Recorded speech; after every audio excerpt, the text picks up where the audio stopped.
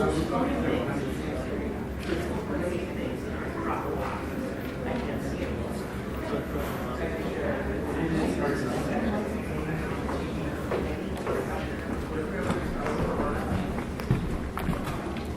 everyone, and thank you for coming to see Theater Troupe's play, Two Gentlemen of Verona by Shakespeare. First, I would like to thank our project management team. They were in charge of building our set, and they took care of all of the advertising.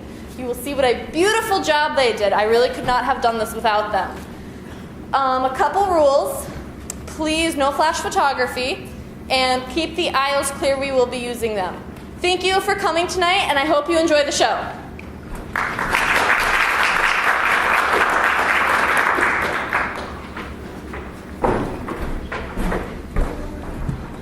Cease to persuade, my loving Proteus. Home-keeping youth hath ever homely wit. Were it not that affection chained to the honoured glances of thine tender love, I would rather entreat thy company to see the wonders of the world abroad than, living dully sluggardized at home, wear out thy youth with shapeless idleness. But, since thou lovest, love still, and thrive therein, even as I would when I to love begin. Wilt thou be gone, sweet Valentine? Adieu. Think on thy Proteus, when thou happily seest some rare, noteworthy object in thy travel. Wish me partaker in thy happiness, when thou dost meet good fortune, and in thy danger, if danger ever do environ thee, commend thy grievance to my holy prayers. For I will be thy beatsman, Valentine. And upon a love book, pray for my success. Upon some book I love, I'll pray for thee. That is some shallow story of deep love. How young Leander crossed the Hellespont. That's a deep story of a deeper love, for he was head over shoes in love. 'Tis true, for you are head over boots, and yet you never swam the Hellespont. Head over boots? Nay, give me not the boots. Nay, I will not, for it boots thee not. What? To be in love, where scorn is bought with coy looks, with heart-sore sighs, with nightly tears, and one fading moment's mirth, with 20 watchful, weary, tedious nights. If haply won, perhaps a hapless gain. If lost, why, then a grievous labor won. However, but a folly bought with wit, or else a wit by folly vanquished. So by your circumstance, you call me fool. So by your circumstance, I fear you'll prove. 'Tis love you cavil at. I am not love. Love is your master, for he masters you, and he that is so yoked by a fool, methinks should not be chronicled for wise. Yet writers say, as in the sweetest bud the eating canker dwells, so eating love inhabits in the finest wits of all.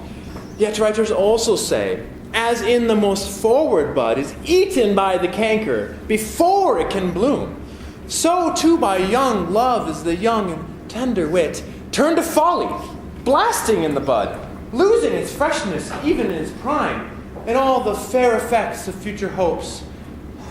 But wherefore I waste time to counsel thee that art devoted to fond desire.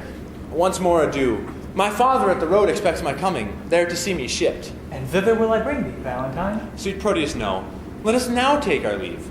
To Milan, let me hear from thee by letters of thy successes in love, and whatever else news betideth thee here in the absence of thy friend. And I will likewise visit thee with mine. All happiness perchance to thee in Milan. Same to you at home. And so, farewell.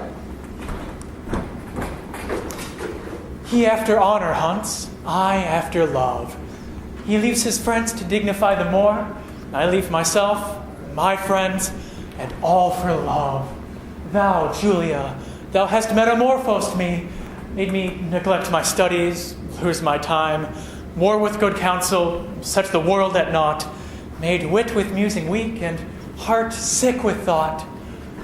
Sir Proteus, save you. Hast thou seen my master? But now he parted hence to embark for Milan. 20 to 1 he is shipped already, and I've played the sheep in losing him. Indeed, a sheep doth very often stray, and if the shepherd be a while away. You conclude my master a shepherd then, and I a sheep? I do. Why then my horns are his horns, whether I wake or sleep. A silly answer, and fitting well a sheep. This proves me still a sheep. True, and thy master a shepherd. Nay, that I can deny by a circumstance. It shall go hard, but I'll prove it by another.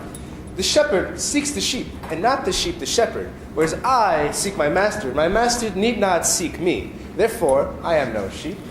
The sheep for fodder follow the shepherd. The shepherd for food follows not the sheep. Thou for wages followest thy master. Thy master for wages follows not thee. Therefore thou art a sheep. Such another proof will make me cry, bah! But dost thou hear? Gavest thou my letter to Julia? I, sir, and I, a lost one, gave your letter to her, a laced one, and she, a laced one, gave me, a lost one, nothing at all for my labor. Here's too small a pasture for such store of muttons. Well, if the ground be overcharged, you'd best stick her. Nay, in that you are astray. 'Twere best pound you. Nay, sir, less than a pound shall serve me for carrying your letter. You mistake. I mean the pound, a pinfold. From a pound to a pin? Fold it over and over, and just threefold too little for carrying a letter to your lover. But what said she? A nod? I. Nod? I? Why, that's naughty. You mistook, sir. You asked me what she said, and I said she nodded. And you asked if she nodded, and I said I. And that set together is naughty. Well, you have taken the pains to set it together. Take it for your pains. Oh, no, you shall have it for bearing the letter. Then I must feign to bear with you, Why, sir, how do you bear with me? having nothing but the word naughty for my pains. Beshrew me, but you have a quick wit. And yet it cannot overtake your slow purse. Come, open the matter in brief. What said she? Open your wallet so that the matter and the money may both at once be delivered. Well, sir, here is for your pains. What said she? Well, sir, I think you'd hardly win her. Why? Couldst thou perceive so much from her? Sir, I could perceive nothing at all from her, not so much as a ducat for delivering your letter. And being so hard to me that brought your mind, I prove she'll be hard to you in telling your mind. Give her no token but stones, for she's as hard as steel. What said she? Nothing? No, nothing at all. Not so much as take this for thy pains. To testify for your bounty, I thank you have tested me. But in requital whereof, henceforth carry your letters yourself. And so, I'll commend you to my master. Go, to save your ship from wreck, which cannot perish, having thee aboard, being destined to a drier death on shore. I must go send some better messenger. I fear my Julia would not deign my lines, receiving them from such a worthless post.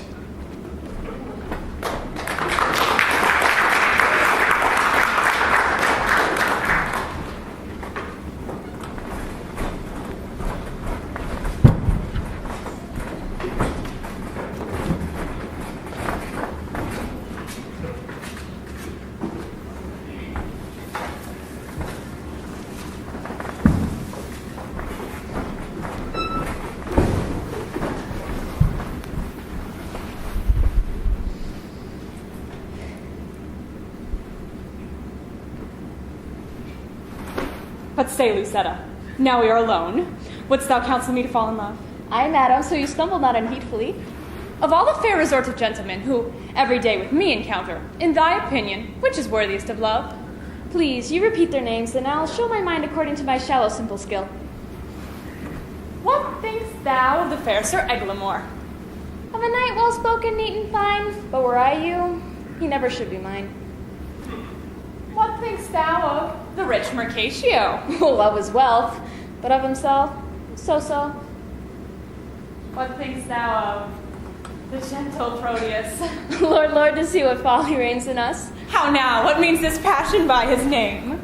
Pardon, dear madam. 'Tis a passing shame that I, unworthy body as I am, should censure thus unlovely gentlemen. And why not on Proteus, as all the rest? Of many good I think him best. Your reason? I have no reason but a woman's reason. I think him so because I think him so. And wouldst thou have me cast my love on him? Aye, if you thought your love not cast away. Why, he of all the rest hath never wooed me. Yet he above the rest I think best loves ye. His little speaking shows his love but small. Fire kept closest burns most of all. They do not love that do not show their love. They love least that let men know their love. I would I knew his mind. Peruse this paper, madam. To Julia, say from whom? That the contents will show. Say, who gave it thee? Sir Valentine's page and sent, I think, from Proteus. He would have given it to you, but I being in the way, didn't your name receive it? Oh, pardon the fault, I pray. Now, by my modesty, a goodly broker, dare you presume to harbor wanton lines, to whisper and conspire against my youth? Now, trust me, 'tis an office of great worth, and you, an officer fit for the part. Take you this letter, see if you return, or else return no more to my sight. To plea for love deserves more fee than hate. Will you be gone? That you may ruminate.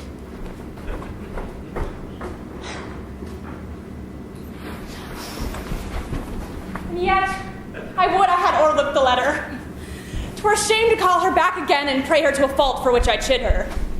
What a fool is she that knows I am a maid and would not force the letter on my view, since maids in modesty say, no, to that they would have the proffer construed as I.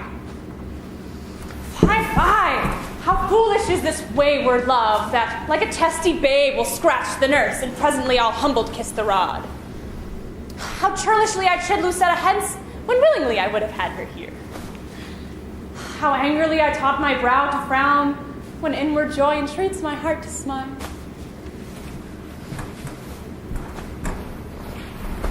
My penance is to call Lucetta back again, and pray remission for my folly past. What ho, Lucetta! What would your ladyship?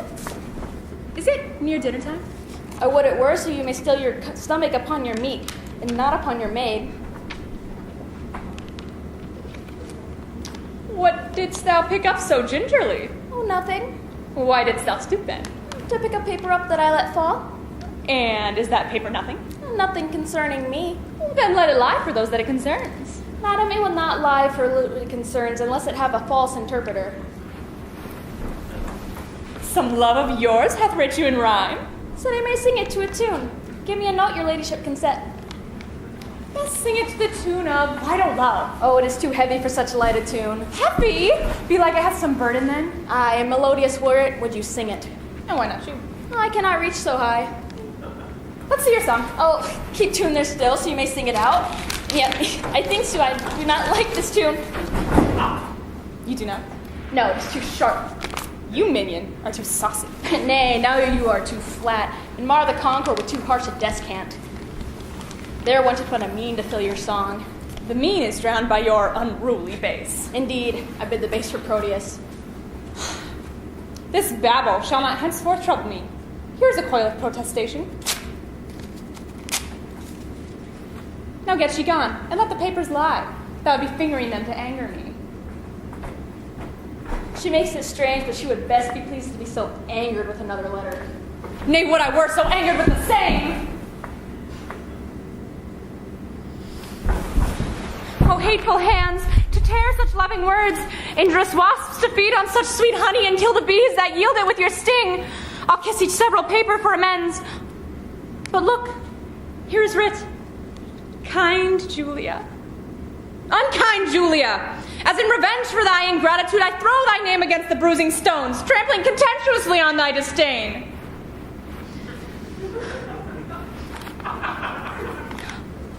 Here is writ, love-wounded Proteus, poor wounded name, my bosom as a bed shall lodge thee until thy wound be thoroughly healed, and thus I search it with a sovereign kiss. But twice or thrice more was Proteus written down. Be calm, good wind, blow not a word away, until I have found each letter in the letter, except mine own name. Lo, in this one line is his name writ twice. Poor, forlorn Proteus, passionate Proteus, to the sweet Julia. That I'll tear away, and yet I will not. Since so prettily he couples it with his complaining names, that I will fold them together. Now kiss, embrace, contend, do what you will. Madam, dinner's ready and your father stays. Well, let's go then. What? Shall these papers lie like telltales here? If thou respects them, best take them up. Nay, I was up for letting them down, but here's it, they shall not lie for catching cold. I see you have a month's mind to them. Aye, madam, you may see what sights you see. I say things too, although you judge I wink. Come, will please you go.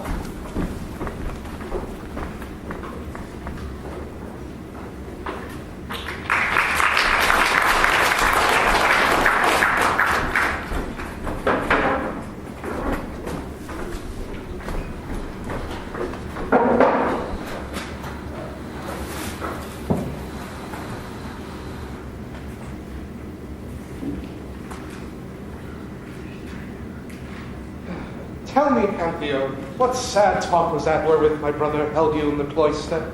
'Twas of his nephew Proteus, your son. Why, what of him? He wondered that your lordship would suffer him to spend his youth at home while other men, of slender reputation, put forth their sons to seek preferment out.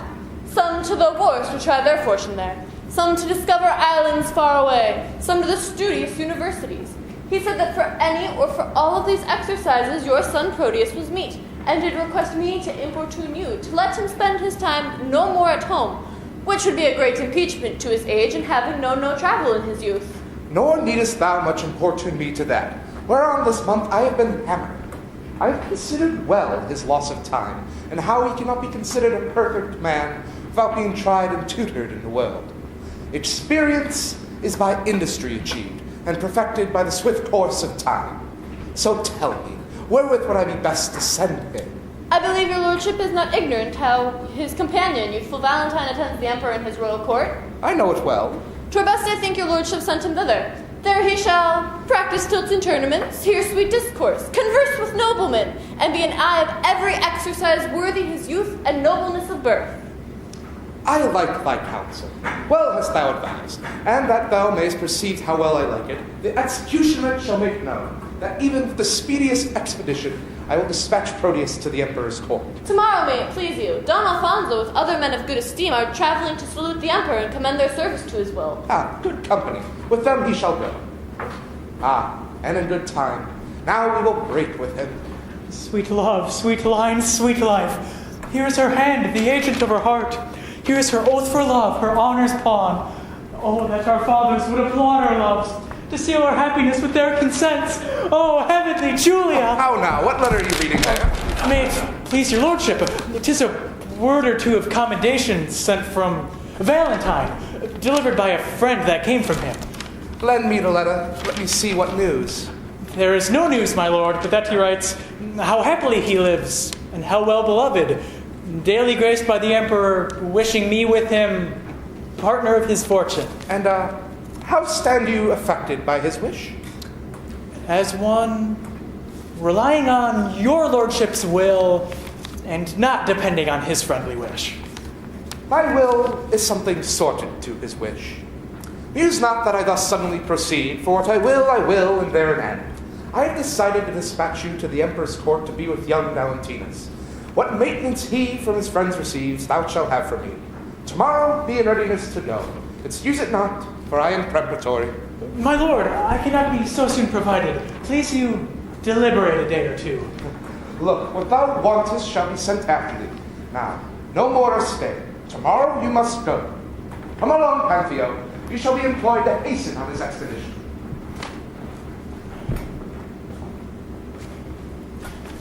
Thus have I shunned the fire for fear of burning, and drenched me in the sea where I am drowned. I feared to show my father Julia's letter, lest he should take exceptions to my love, and with the vantage of mine own excuse, he hath accepted most against my love. Oh, how this spring of love resembleth the uncertain glory of an April day, which now shows all the beauty of the sun, and by a cloud takes all away.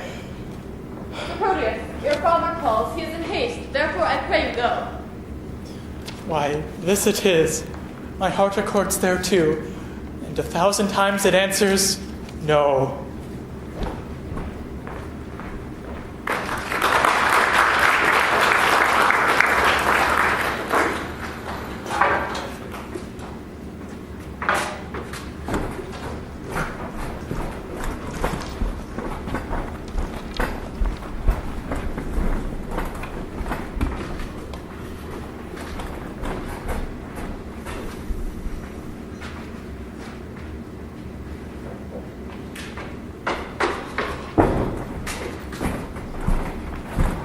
Sir, your glove!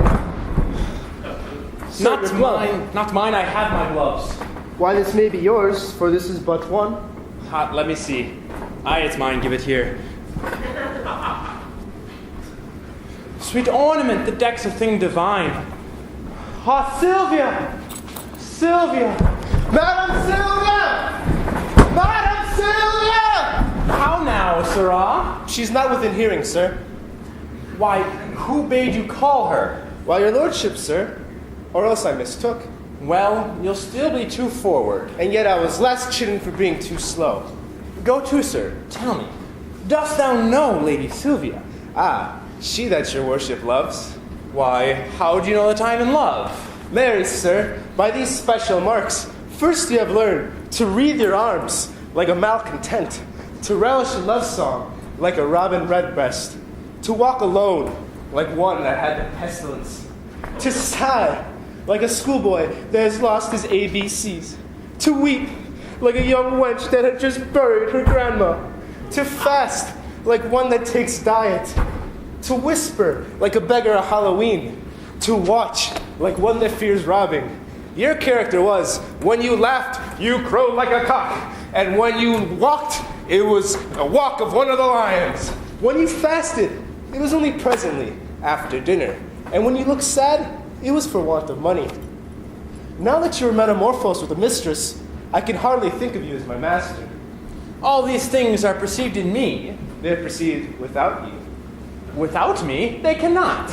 Nay, without you were so simple, none else would. For these follies are so without you, and shine through within you, and shine through like water in a urinal. Not an eye that passes by is but a physician to comment on your malady. But tell me, dost thou know my Lady Sylvia? Ah, so she that you gaze on so at supper. Hast thou observed that? Even she, I mean. Why, sir, I know her not. Dost thou know her by my gazing on her, and yet know her not? Sir, is she not unattractive? Not so fair, boyas. Beautiful. Sir, I know that well enough. What do you know? That she is not so fair as of you. Beautiful. I mean that her beauty is exquisite, but her favor infinite. Well, that's because the one is painted and the other out of all count. How painted and how out of count? Marry, sir, so painted that no man accounts of her beauty. How esteemest thou me? I account of her beauty. You haven't seen her since she was deformed. How long has she been deformed? Ever since you've loved her. I have loved her ever since I saw her, and still I see her beautiful. If you loved her, then you cannot see her. Why? Because love is blind. Oh, that you had mine eyes, or that your eyes had the lights that they were wont to have. And you chid at Sir Proteus for going unguarded. What should I see then? Your own present folly and her passing deformity. For he, being in love, could not see to garter his hose. And you, being in love, could not see to put on your hose. Belike, boy, then you are in love. For last morning you could not see to wipe my shoes. Aye, sir, I was in love with my bed. I thank you. You have swinged me for my love, which makes me the bolder to chide you for yours. In conclusion, I stand affected to her. I wish you would sit so your affection would cease. Last night, she enjoined me to write some lines to one that she loves. And have you? I have. Are they not lamely writ? No, boy, but as well as I can. Peace, here she comes. Oh, excellent motion. Oh, exceeding puppet. Now will my master interpret to her. Madame and mistress, 1,000 good morrows. Oh, give ye good even. Here's 1,000,000 of manners. To you, Sir Valentine and servant, 2,000. My master should show her interest, and she shows it him. As thou have enjoined me, I have writ the letter unto the secret nameless love of yours, that I was much unwilling to proceed in, but for my duty to your ladyship. I thank you. 'Tis very clerkly done.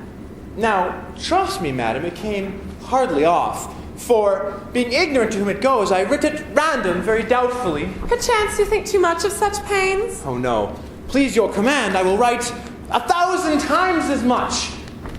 And yet... A pretty period. Well, I guess the sequel. And yet I will not name it. And yet I care not. And yet I thank you. And yet take this again. Meaning henceforth to trouble you no more. And yet you will, and yet another yet. What means your ladyship? Do you not like it? Oh, the lines are very quaintly read. But since unwillingly, take them again. Nay, take them. Madam, they are for you. Aye, sir, you writ them at my request. But I will none of them. They are for you. I would have had them writ more movingly. Please your ladyship, I'll write you another. And when it's done, for my sake, read it over. And if it please you, so. And if not, why so? If it please me, madam, what then? Why, if it please you, take it for your labor. And so, good morrow, servants. Oh, jest, unseen, inscrutable, invisible, as a nose on a man's face or a weathercock on a steeple. My master sues to her, and she hath taught her suitor, for he, being her pupil, to become her tutor. Oh, excellent device, were there ever heard a better, that my master, being scribe, to himself should write the letter? How now, sir? What are you reasoning with yourself? Nay, sir, I was rhyming. 'Tis you that have the reason. To do what? To be a spokesman for Madame Sylvia. To whom? To yourself. Why, she woos you by a figure. What figure? By a letter, I should say. Why, she hath not writ to me. Indeed, she hath made you write to yourself. Do you not perceive the jest? No, believe me. No, believing you indeed, sir. But do you not perceive her earnest? She gave me none, except an angry word. Why, she hath given you a letter. That is the letter I writ to her friend. And hath she delivered, and there an end. I would it were no worse. I'll warrant you 'tis as well, for often have you writ to her, and she in modesty, or for else of want of idle time, could not again reply. Or fearing else a messenger that might her mind discover, that she hath taught her love himself to write to her lover.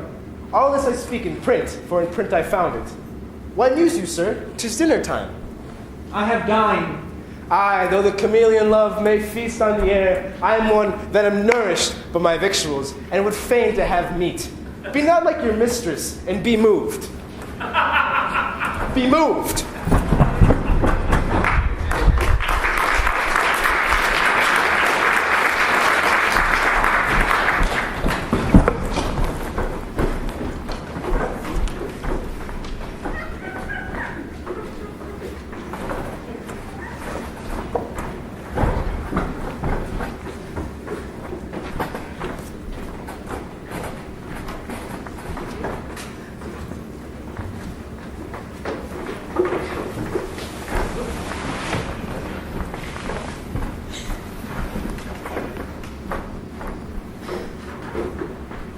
Have patience, gentle Julia. I must where is no remedy. When possibly I can, I will return. If you turn not, you will return the sooner. Keep this remembrance for thy Julia's sake. Why then, we'll make exchange. Here, take you this. And seal the bargain with a holy kiss. Here is my hand for my true constancy. And when that hour slips me in the day, wherein I sigh not, Julia, for thy sake, the next ensuing hour some foul mischance torment me for my love's forgetfulness. My father stays my coming. Answer not. The tide is now. Nay, not thy tide of tears. That tide will stay me longer than I should. Julia, farewell.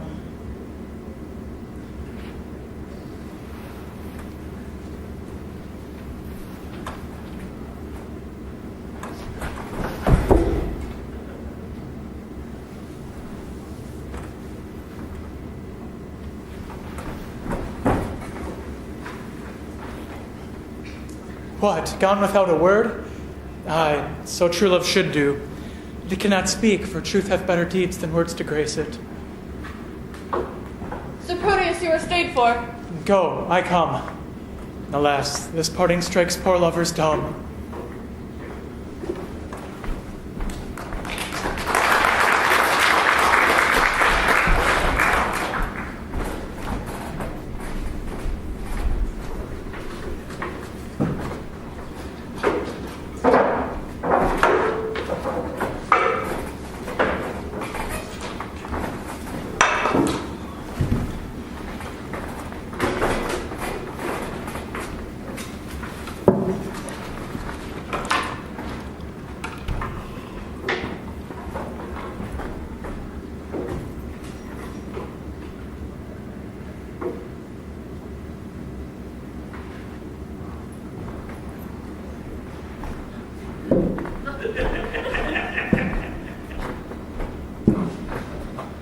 Nay, will this be the hour that I have done weeping? I feel all the kind of lances have this very thought.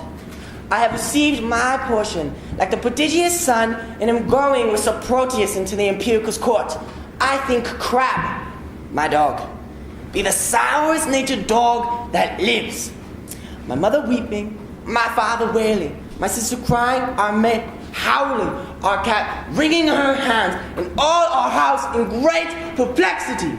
Yet did this cruel heart Akir shed one tear? He is a stone, a very pebble stone, and has no more pity in him than a dog. A Jew would have wept to have seen our parting. Why, my good dame, having no eyes, look you, wept herself blind at our parting. Nay, I will show you the manner of it.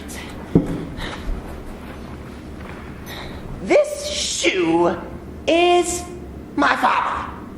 Now, this shoe is my father. Now, this shoe is my mother. No, that cannot be so neither. Yes, it is so, it is so. It hath the worser soul. This shoe with a hole in it is my mother, and this my father. Avenged not. There it is. Now, see it. This staff is my sister, for look you, she is as bright as a lily and as small as a wand. This hat is none are made, and I am the dog. Now, the dog is himself, and I am the dog. The dog is me, and I am myself. Yes, it is so. It is so. Now come I to my father. Father, your blessing. Now should the shoe speak a word for weeping, I kiss my father. Well, he weeps on. Now come I to my mother. Oh, if she could speak now like an old woman. I kiss my mother. Now here's her breath up and down. Now come I to my sister, mark the moan she makes. Now all this while, the dog did not shed a tear, nor speak a word, but see how I lay the dust with my tears. What? Away, away, aboard thy master's ship, and thou art to post after with oars. What's the matter? Why weepest thou, man? Thou lose the tide if you tarry any longer. Oh, it is no matter. It is the unkindest tide that ever any man tied. What's the unkindest tide? Oh, why, he that's here. Crap, my dog. No, I mean thou lose the tide if you'll lose the flood if you tarry any longer. And if you lose the flood, you'll lose the voyage. And if you lose the voyage, you'll lose your master. And if you lose your master, you'll lose the service. And if you lose your service, why dost thou stop my mouth? For fear that thou shouldest lose thy tongue. Where should I lose my tongue? In thy tail. In my tail? Who's the tide? And the voyage, and the service, and my master, and the tide. Why? If the river were dry, I could fill it with my tears. If the wind were down, I could drive a boat with my sighs. I was sent to call thee. Call me what thou darest. Wilt thou go? Well, I will go.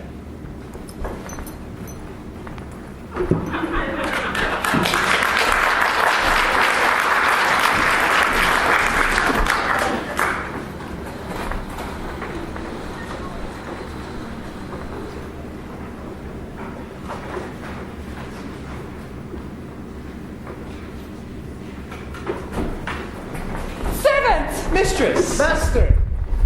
Sir Thurio frowns on you. Aye, boy, it's for love. Not of you, sir. Of my mistress, then. 'Twere good you stuck 'em. Servant, you are sad. Indeed, madam, I seem so. Seem you that you are not. Happily I do. Well, so do counterfeits. So do you. What seem I that I am not? Wise. What instance of the contrary? Your folly. And how quote you my folly? I quote it in your jerkin. My jerkin is a doublet. Well, then I'll double your folly. How? What, angry Sir Thurio? Do you change color? Give him leave, madam. He is a kind of chameleon. That hath more mind to feed on your blood than live in your air. You have said, sir. Aye, sir, done too, for this time. I know it well, sir. You always end ere you begin. A fine valley of words, gentlemen, and quickly shot off. Why, thank you, madam. We thank the giver. Who is that? Why, yourself, sweet lady, for you gave the fire. Sir Thurio borrows his wit from your ladyship's looks, and spends what he borrows kindly in your presence. Oh, sir, if you spend word for word with me, I will make your wit bankrupt. I know it well, sir. You have an exchequer of words, and, I think, no other treasure to offer your followers. For it appears by their bare liveries that they live by your bare words. No more, gentlemen, no more. Here comes my father. Now, daughter Celia, you are hard beset. Sir Valentine, your father is in good health. What say you to a letter from your friends of much good news? Why, I would be thankful for any happy messenger from thence. Know ye Don Antonio, your countryman? Aye, my good lord. I know the gentleman to be of worth and worthy estimation, and not without cause of such high regard. Hath he not a son? Aye, my good lord, and a son that is well deserving of the honor and regard of such a father. You know him well. As I do myself.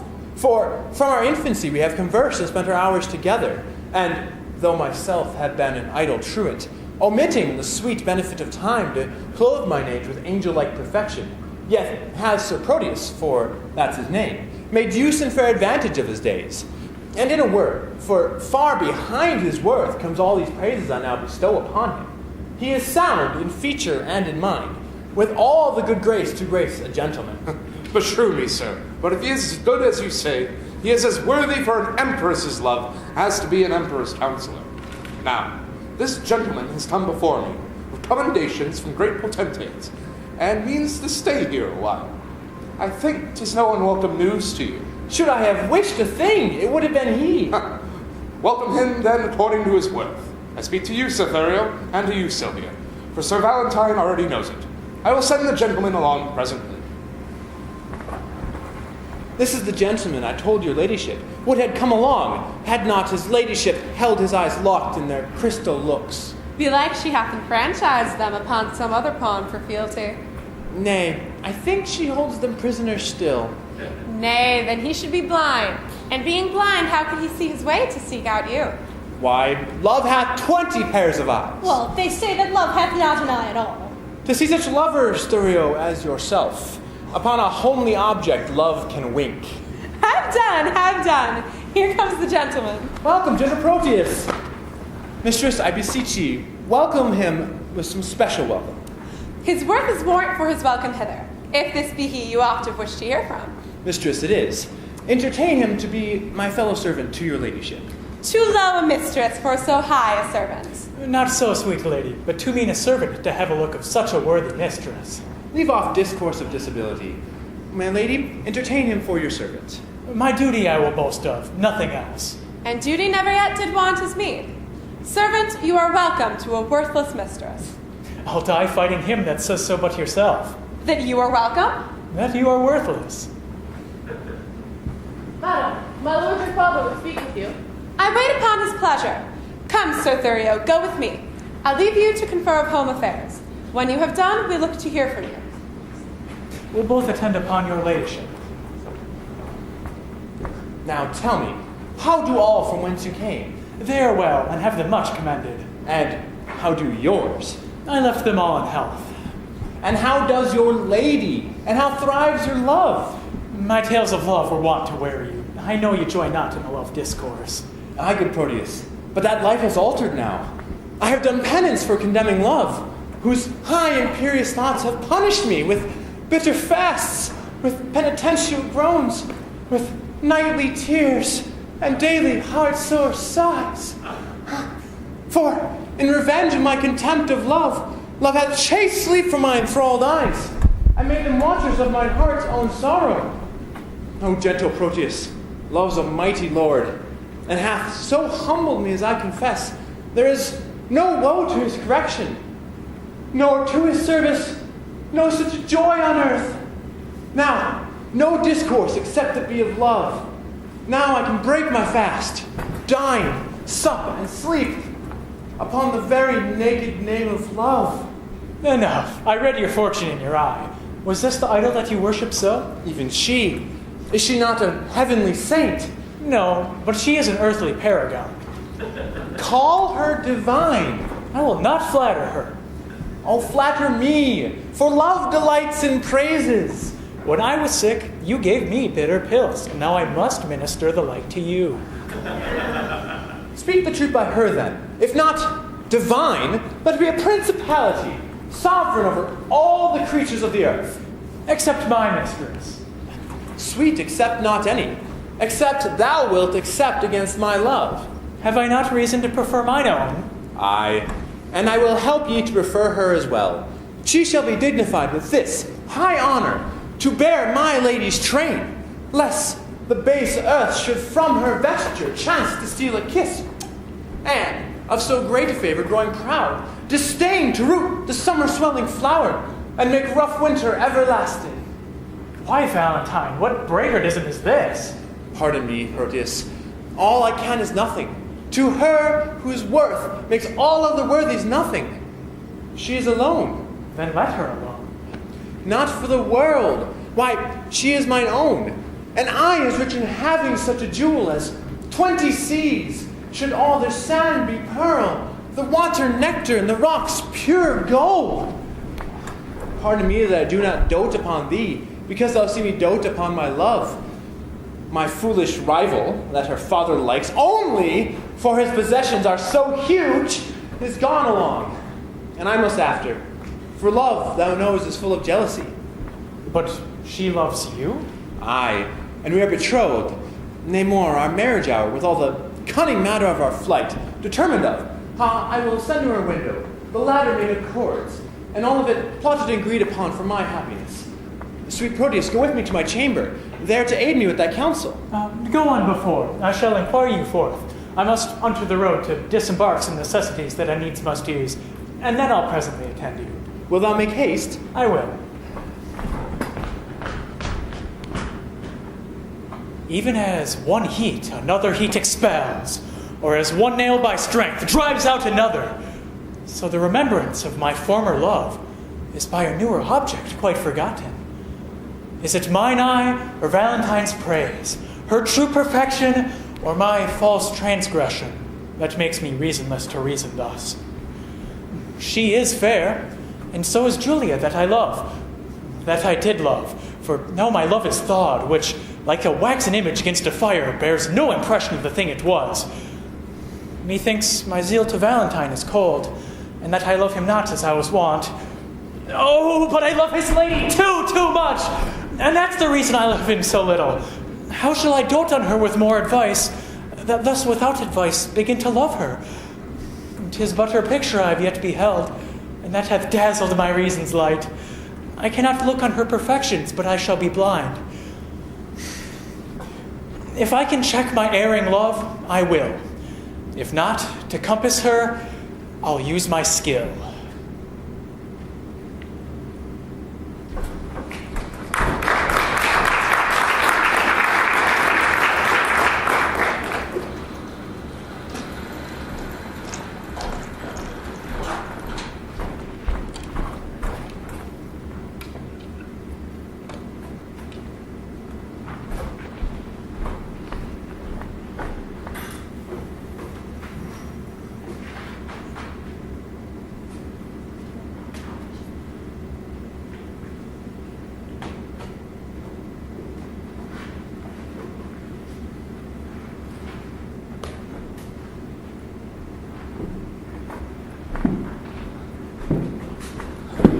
Ah, Lance, by mine honesty, welcome to Milan.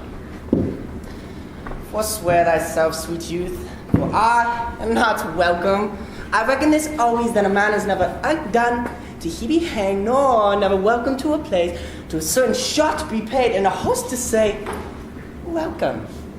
Come on, you madcap, I'll to the alehouse with you, where for a shot of 5 pence thou shalt have 5,000 welcomes.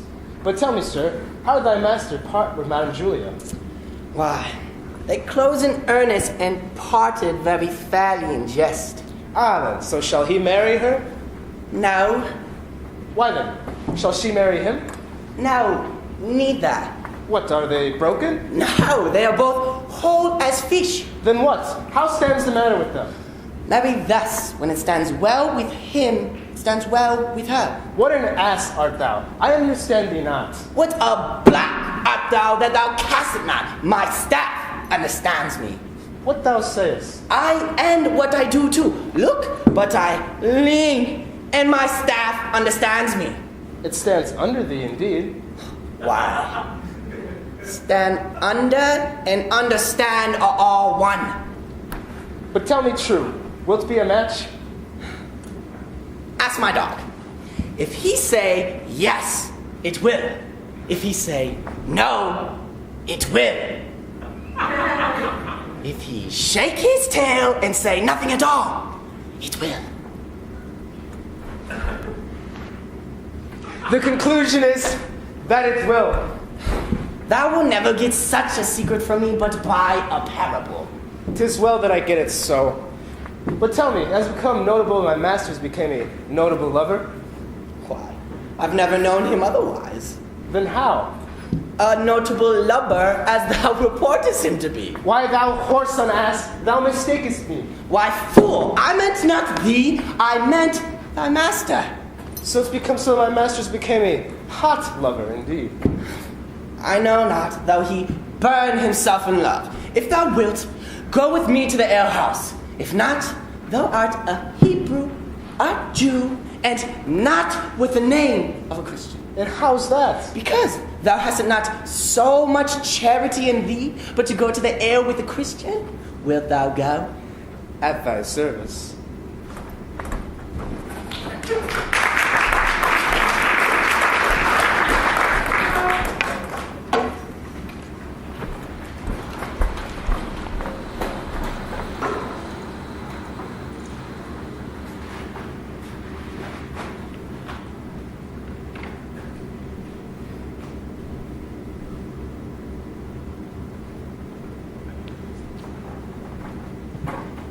To leave my Julia, shall I be forsworn?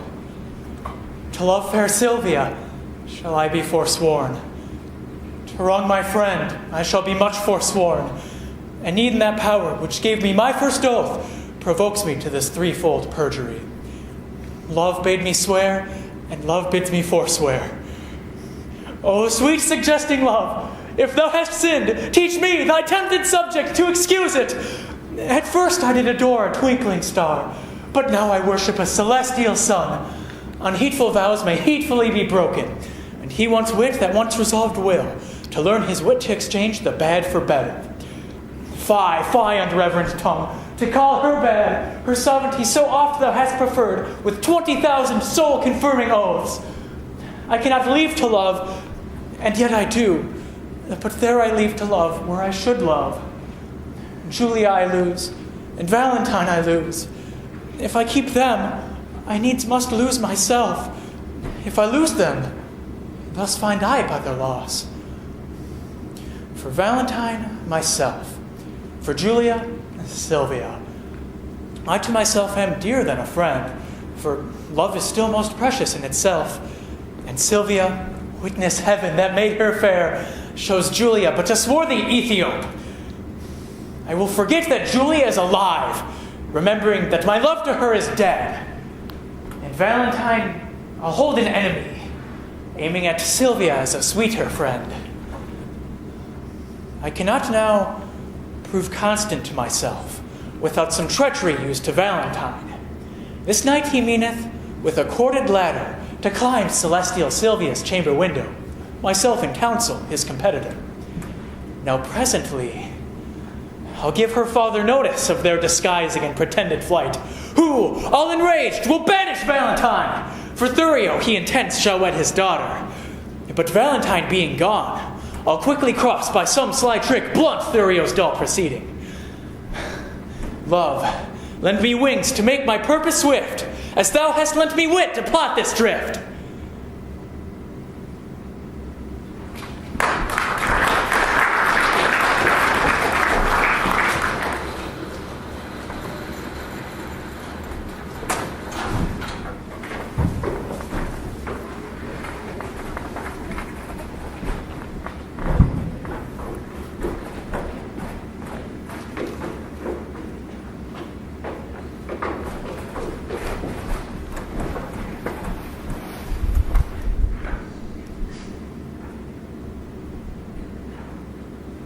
Counsel, Lucetta, gentle girl, assist me. And even in kind love, I do conjure thee to lesson me, and tell me how, with my honor, I might undertake a journey to my loving Proteus. Alas, the way is wearisome and long. A true devoted pilgrim is not weary to measure kingdoms with his feeble steps.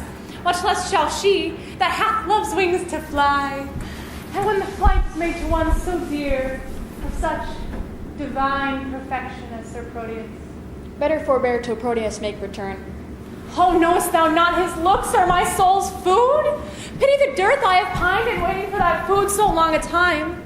Didst thou but know the inward touch of love, thou wouldst as soon go kindle fire with snow as to seek to quench the fire of love with words. I seek not to quench your love's hot fire, merely qualify the fire's extreme rage, lest it burn about the bounds of reason. The more thou dammest it up, the more it burns. The current that with gentle murmur glides, thou knowest being stopped, impatiently doth rage. But when his fair course is not hindered, he makes sweet music on the enameled stones, giving a kiss to every sedge he overtaketh in his pilgrimage. And with many winding nooks he strays, with willing sport to the wild ocean.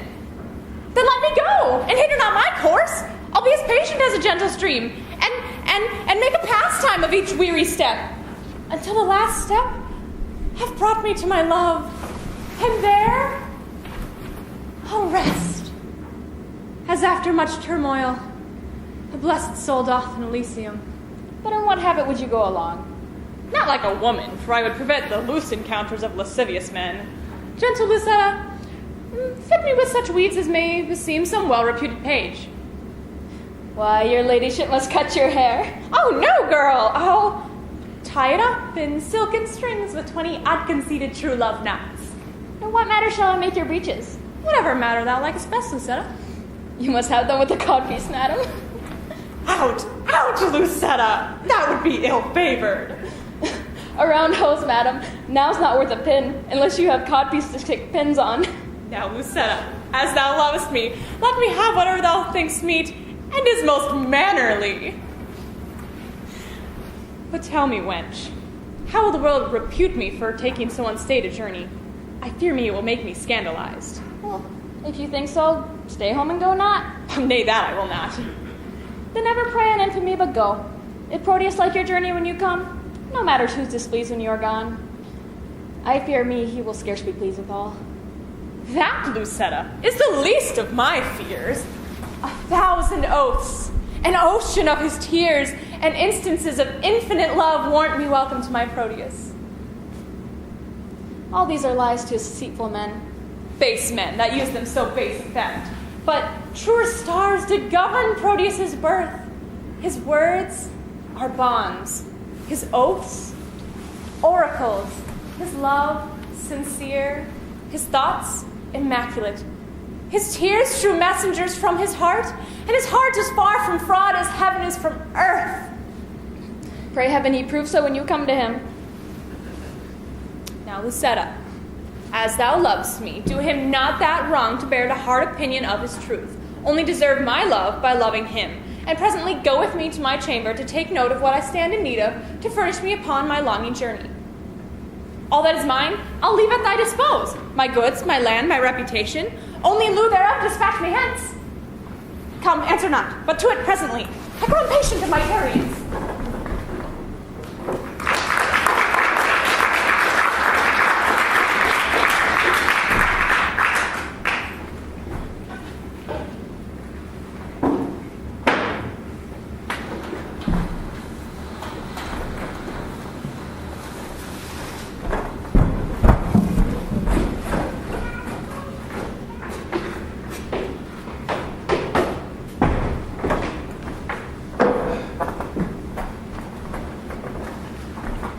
Now, Cytherea, pray, leave us a while. We have some matters of import to discuss.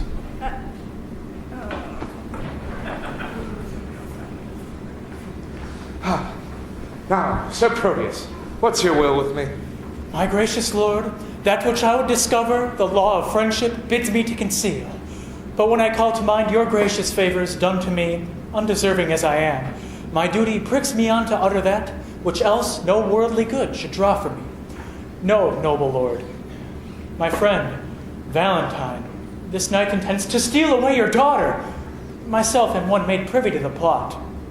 I know you have determined to bestow her on Thurio, whom your gentle daughter hates, and should she thus be stolen away from you, it would be much vexation in your age.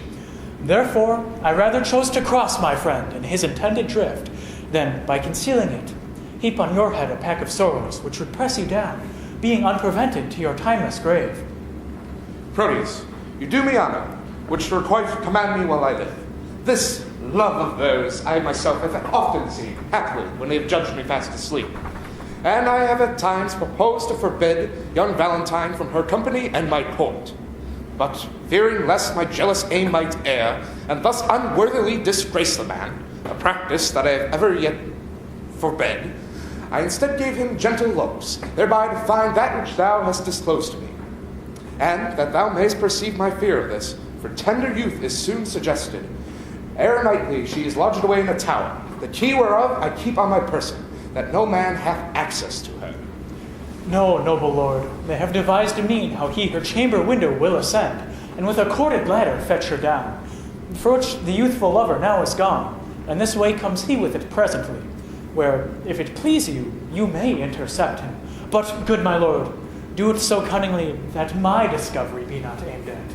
For love of you, not hate unto my friend, hath made me publisher of this pretense. Upon mine honor, you shall have no light of thee of this. Adieu, my lord. Sir Valentine is coming.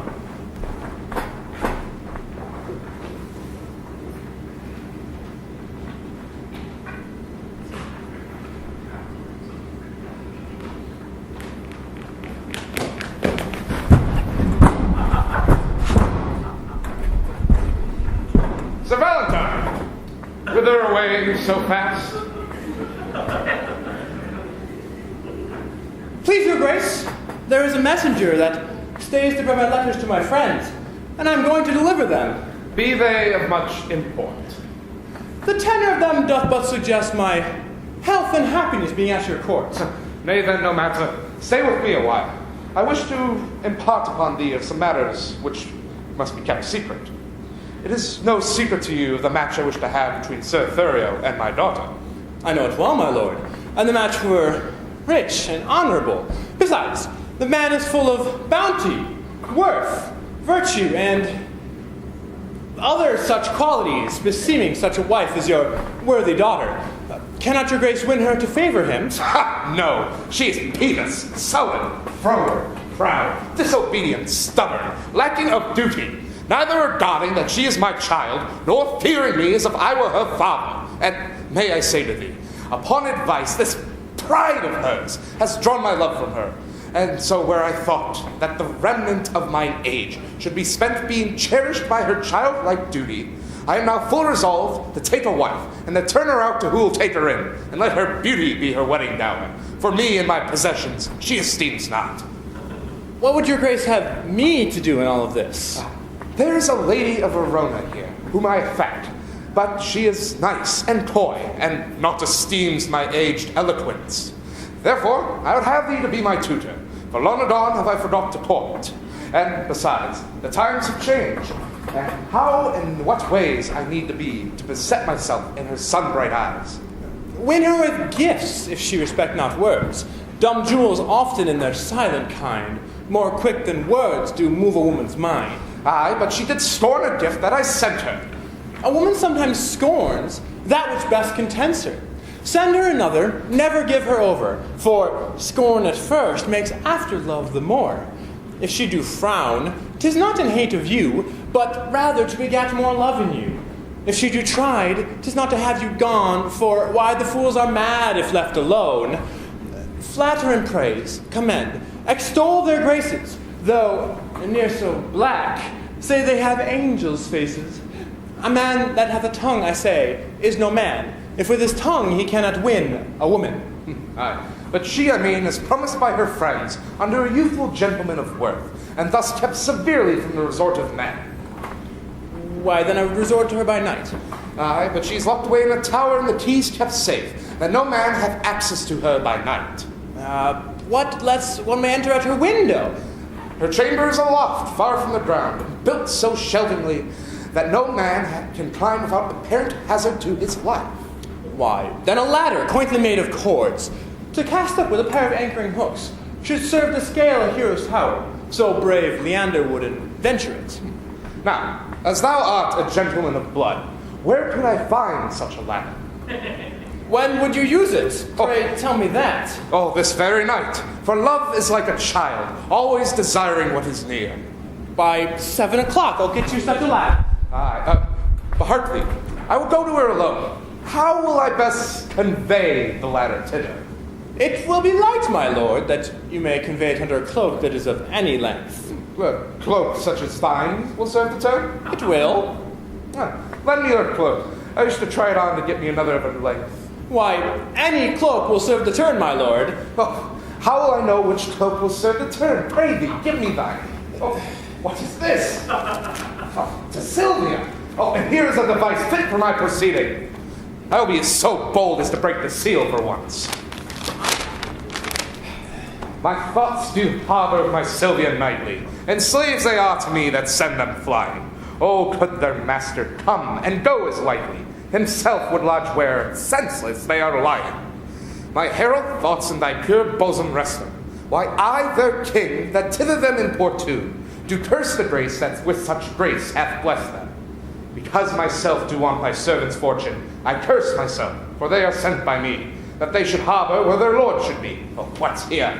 Sylvia, this night I will enfranchise thee? Oh, 'tis so. And here's the ladder for the purpose. Why, Phaeton, for thou art Meryl's son, wilt thou aspire to guide the heavenly car, and with thy daring folly burn the world? Wilt thou reach for the stars because they shine on thee? Go, base intruder, overweening slave, bestow thy fawning smiles on equal mates, and think my patience, more than thy desert, is privilege for thy departure hence. Thank me for this more than for all the favors I've also too often bestowed upon thee.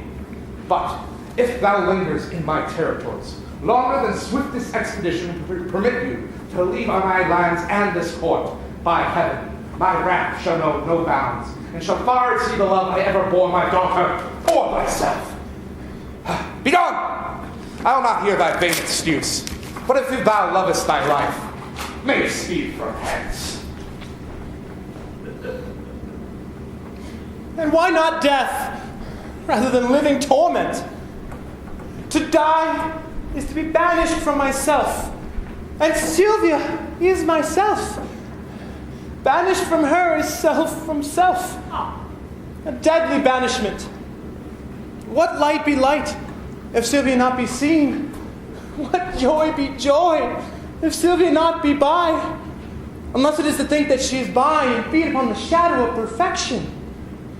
Unless I be by Sylvia in the night, there is no music in the nightingale. Unless I look upon Sylvia in the day, there is no day for me to look upon. She is my essence, and had leave to be, if not by her fair influence fostered, illumined, cherished, kept alive. I flee not death to flee this deadly doom.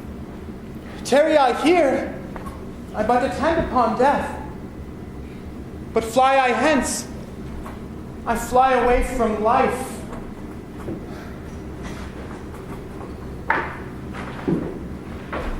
Run, boy, run, and seek him out. So! What seest thou? And we go to find there's not a hair on his head, but he is a Valentine. Valentine? No, Who, then? His spirit? neither. What, then? Nothing. Can nothing speak? Master, shall I strike? Who wouldst thou strike? Nothing.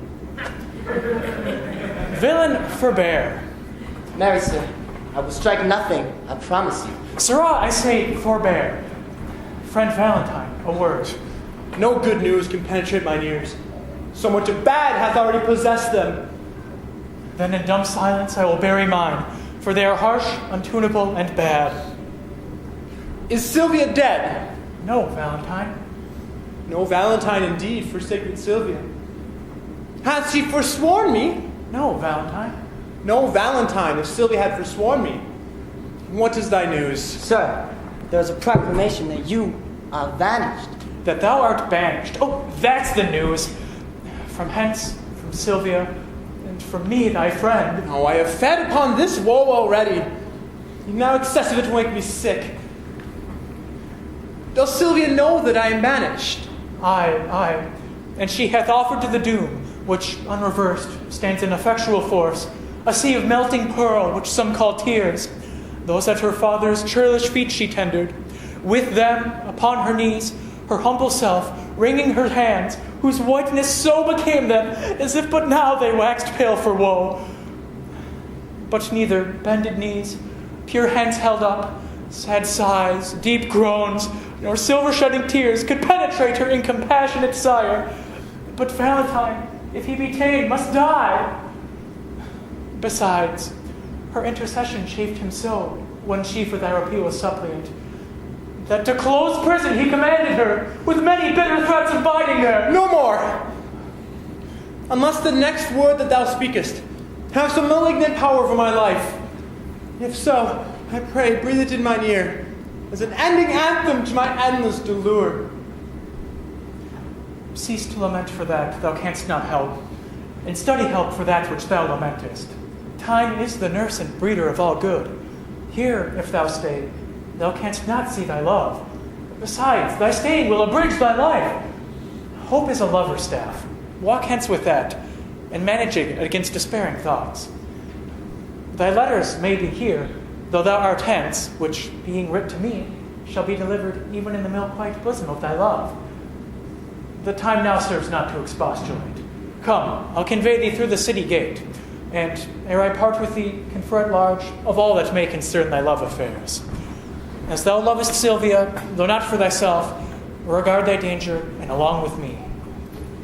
Launce, if thou seest my boy, bid him meet me at the north gates. Go, Sirrah, find him out. Come, Valentine. O hapless Valentine, sacred Sylvia! I am but a fool, look you, but have the wit to think my master is a kind of knave. This is all one if he be but one knave, but he lives not now that knows me to be in love, and yet I am in love. But a team of horses shall not pluck this from me, nor who it is that I love. And yet, it is a woman. But what woman?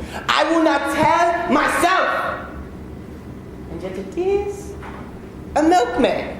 But she is not a maid, for she hath had gossips. But she is a maid, for she is a master's maid and serves for wages. She hath more qualities in her than a water spaniel, which is much in bear Christian. Here is the catalogue of her condition. Implements. She can fetch and carry. Why? A horse can do no more. Nay, a horse cannot fetch, but only carry. Therefore, is she better than a jade? Item. She can milk. A sweet virtue in a maid with clean hands. How now, Signor Lance? What news in your mastership? Why, my mastership, it is at sea. Your old vice still, mistake the word. What news then in your letter? Why, the blackest news thou ever heardest. Why, man? How black? Why, as black as ink. Let me read it.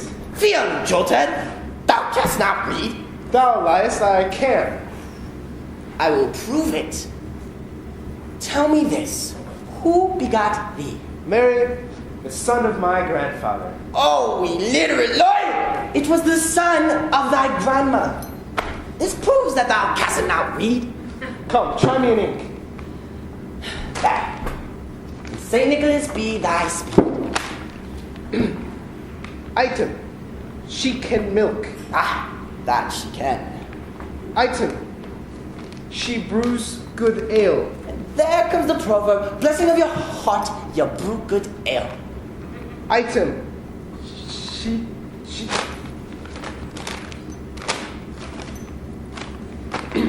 Item, she can sew.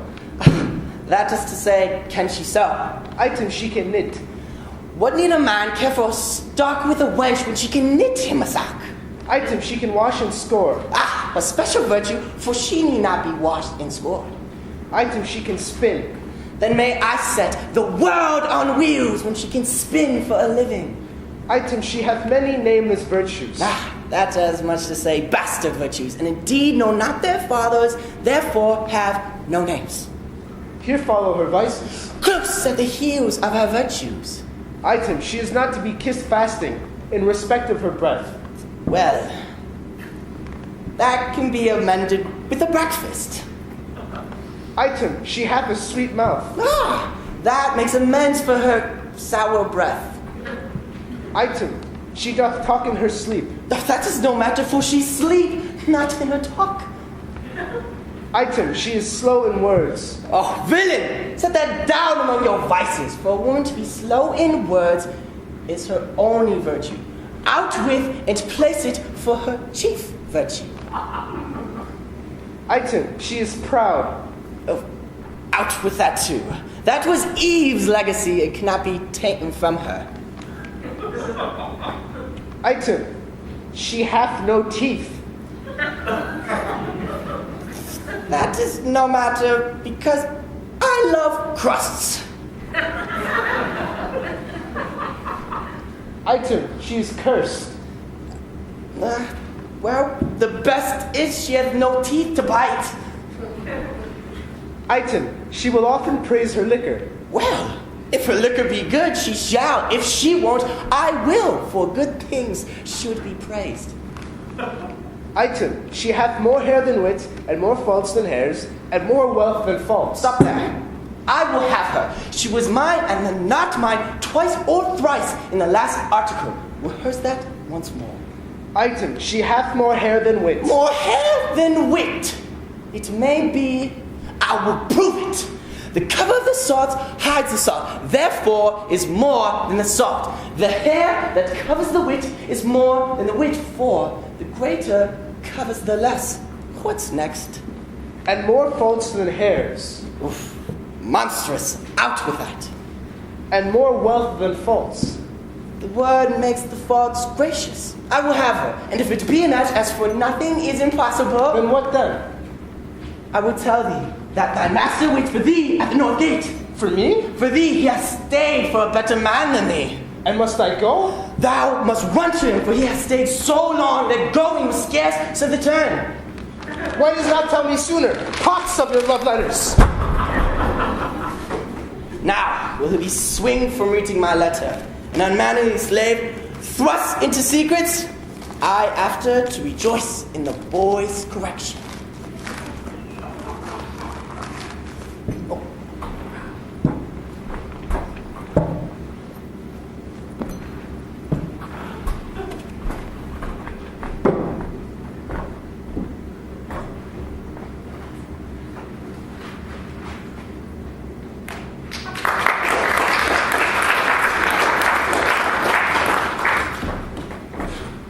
Sir Thurio, fear not that she will love you, now that Valentine is banished from her sight. Oh, since his exile, she hath despised me most, forsworn my company, railed at me that I'm desperate of obtaining her. Love is like a figure made of ice, which with an hour's heat dissolves to water and doth lose its form. Give it time to melt her frozen thoughts, and worthless Valentine shall be forgot. How now, Sir Proteus? Is your countryman, according to our proclamation, gone? Gone, my good lord. My daughter takes his going grievously. A little time, my lord, will kill that grief. So I believe, but Sir Thurio thinks not so. Proteus, you have shown some sign of good conceit, and some sign of good desert, which makes me the better to confer with thee.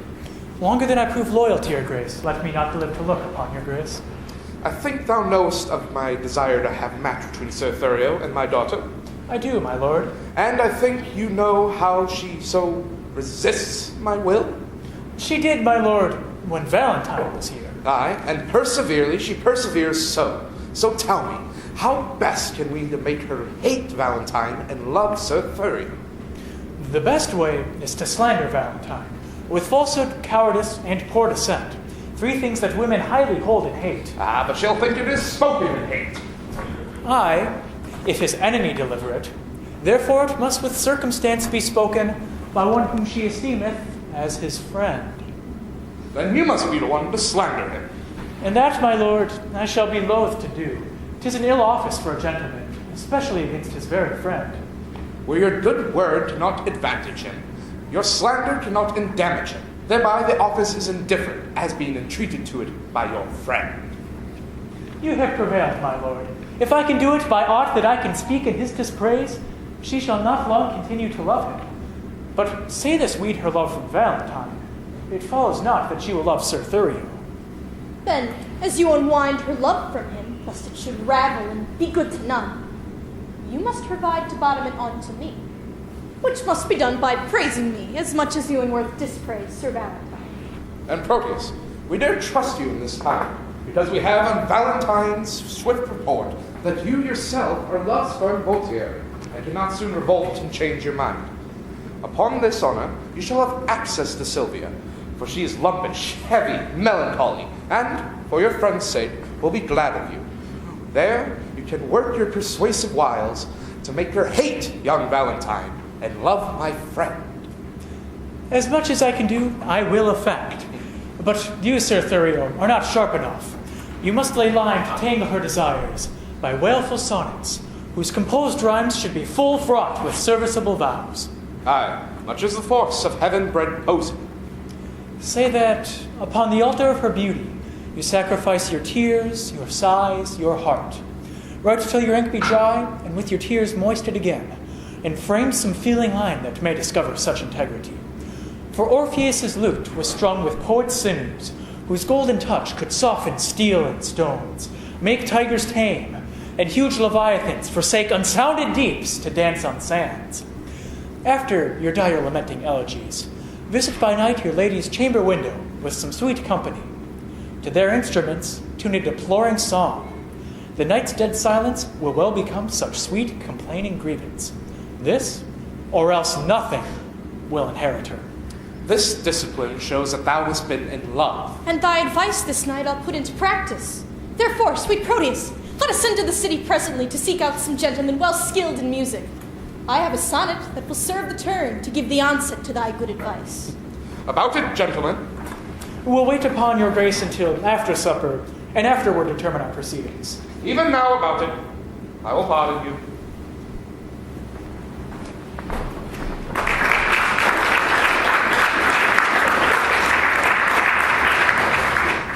We will now have a 15-minute intermission.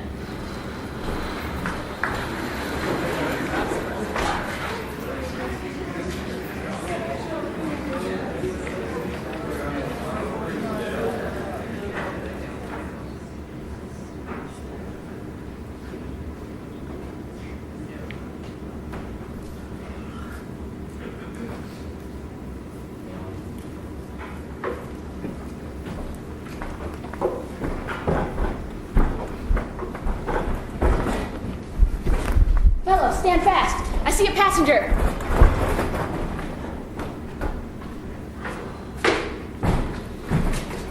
Said, sir, throw so you have. If not, we'll make you sit and write for you. Sir, we are undone. These are the villains that the travelers do fear so much. My friend! That is not so, sir. We are your enemies. Peace, we'll hear him. Aye, and by my beard will we, for he's a proper man. Then know that I have little wealth to lose. I'm a man crossed with adversity. All the riches I have are these poor clothes. And should you defurbish me, you take the sum and substance that I am. Whither travel you?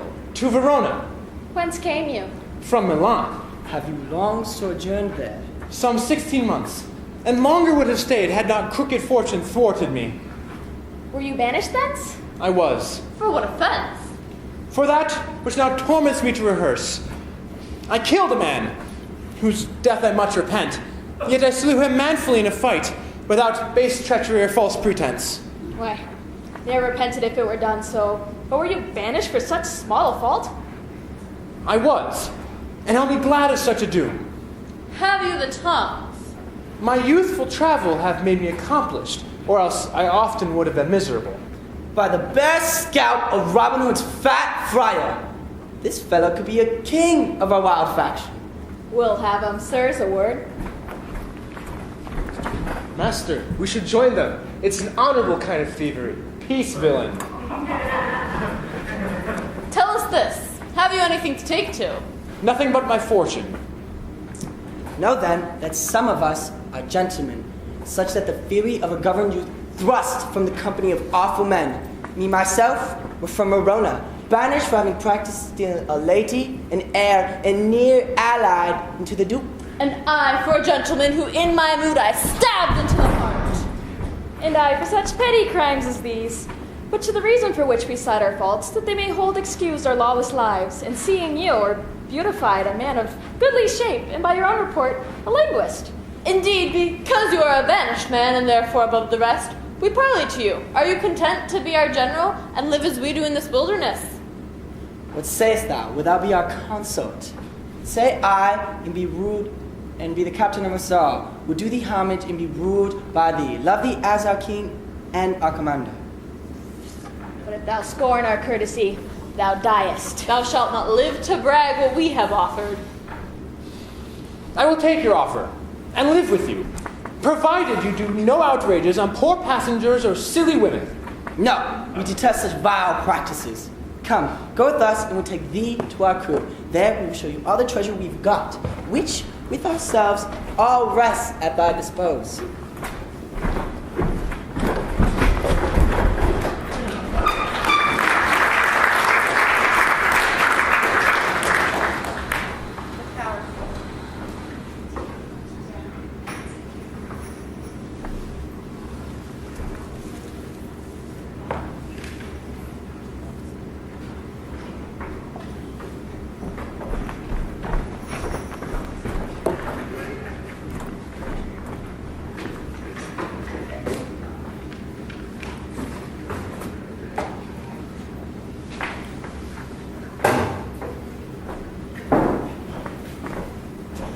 Already have I been false to Valentine, and now I must be as unjust to Thurio.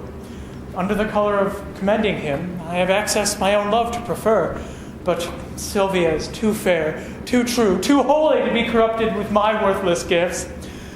When I protest true loyalty to her, she twits me with my falsehood to my friend.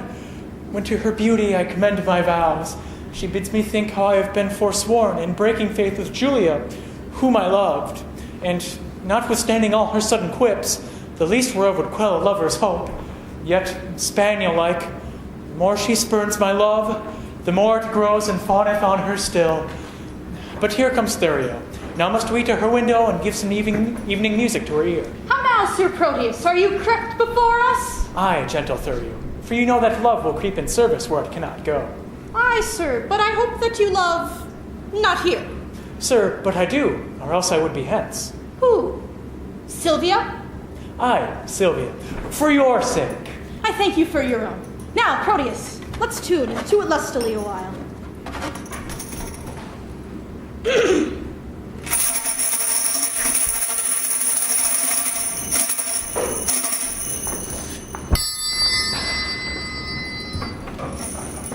How now, is this Sir Proteus?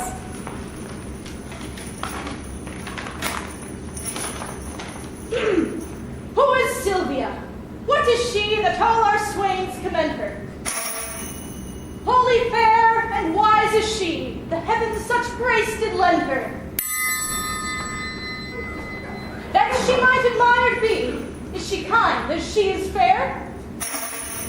For beauty lives with kindness, love doth to her eyes repair.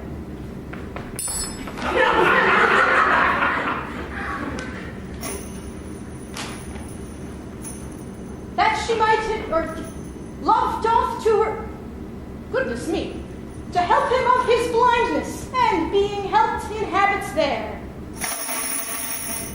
Then to Sylvia, let us sing that Sylvia is excelling. She excels each mortal thing, upon the tolerant dwelling, to her let us garlands bring.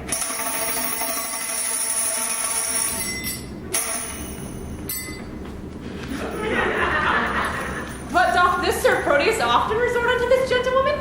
Hates the company words. Sir Thurio, fear you not. I will so plead that you shall say my cunning drift excels. Where meet we? At St. Gregory's Well. Farewell.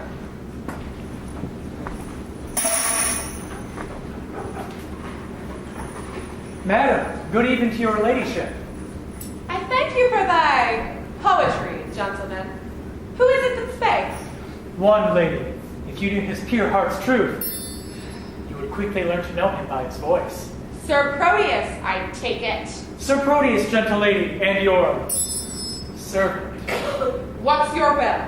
that I may compass yours. You have your wish. My will is even this. That presently you hie you home to bed. Thou subtle, perjured, false, disloyal man! Think'st thou I am so shallow, so conceivless, as to be seduced by thy flattery that hath deceived so many with thy vows? Return, and make thy love amends. For me, by this pale queen of night, I swear, I am so far from granting thy request that I despise thee for thy wrongful suit, and by intend to chide myself even for the time I spend in talking to thee. I grant, sweet love, that I did love a lady, but she is dead. 'Twere false if I should speak it, for I am sure she is not buried. Say that she be. Yet Valentine, thy friend, survives, to whom thyself art witness I am betrothed. And art thou not ashamed to wrong him with thy importunacy? I likewise hear that Valentine is dead. Say that he be, and assure thyself that in his grave my love is buried. Sweet lady, let me rake it from the earth. Ha! Go to thy lady's grave and rake hers thence, or else in hers sepulchre thine. He heard not that. Madam, if your heart be so obdurate, vouchsafe me yet your picture for my love, the picture that is hanging in your chamber. To that I'll speak, to that I'll sigh and weep. For since the substance of your perfect self is thus devoted, I am but a shadow, and to your shadow I will make true love. If 'twere substance you would, sure, deceive it, and make it but a shadow, as I am. I am very loath to be your idol, sir. But since your falsehoods should do you well to worship shadows and adore false shapes, send for me in the morning and I'll send it. And so, good rest. As wretches have o'ernight that await for execution in the morn.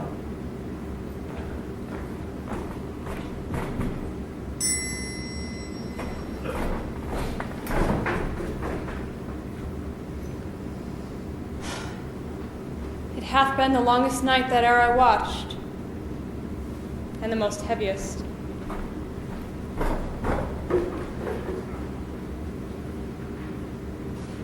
Sir Eglamour is a gentleman, my servant and friend. Valiant, wise, remorseful, well accomplished. He is not ignorant of what dear goodwill I bear unto the banished Valentine, nor how my father would enforce me marry vain Thurio, whom my very soul abhors. I will entreat him to accompany me, for I would to Valentine, to Mantua, where I hear he makes abode. And, for the ways are dangerous to pass, I do desire his worthy company, and not to urge my father's anger, but to think upon my grief, a lady's grief, and on the justice of my flying hence, to keep me from a most unholy match which heaven and fortune still rewards with plagues. I do desire him, from a heart as full of sorrows as the sea of sands, to bear me company and go with me, and if not, to hide what I have said, so that I may venture to depart alone. Even now, I will send a message for him to come to my window and know my mind, for I intend to depart this evening coming from Friar Patrick's cell, where I intend holy confession.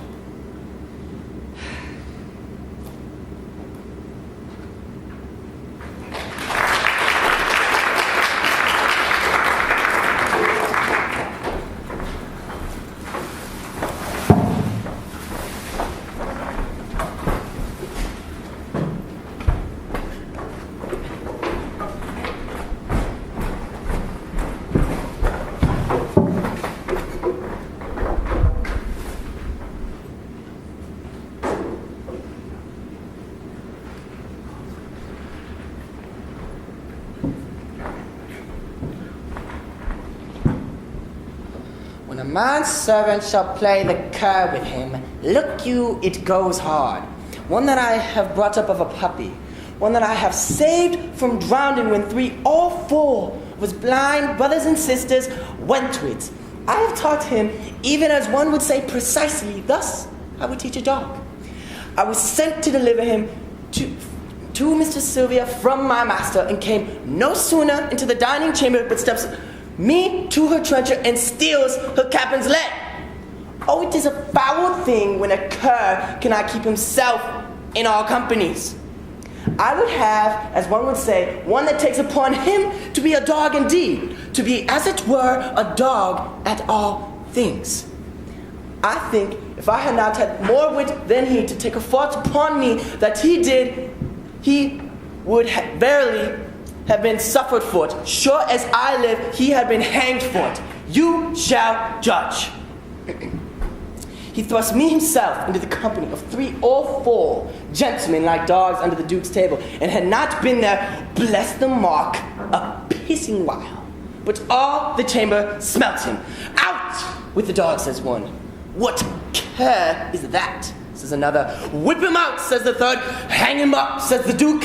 I, having been acquainted with the smell before, knew it was Crab, and goes me to the fellow that whips him. Friend, quoth I, you mean to whip the dog? Marry do I, quoth he. You do him the more wrong, quoth I. 'Twas me who did the thing you wot of. He bid me no more ado, but whips me out of the chamber. How many masters would do this for a servant? Nay, I sat in stocks for puddings he has stolen, else he have been executed. I have sat in the pillory for geese he has killed, else he had suffered for it. Thou thinkest not of this now. Nay, I remember the trick he served me when I took my leave of Madame Sylvia. Bid thee mark me and do as I do. Did thou ever seest me heave up my leg and make water against a gentlewoman's farthingale? Did thou ever seest me do such a trick?